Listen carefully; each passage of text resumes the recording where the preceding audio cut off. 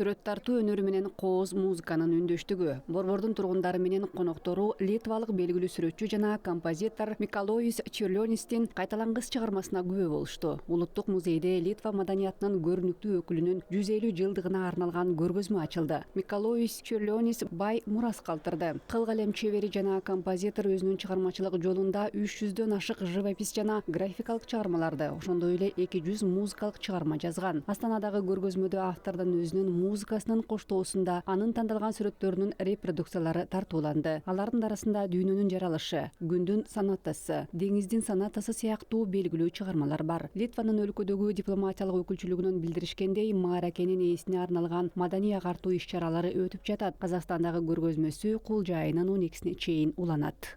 Один из таких позитивных элементов.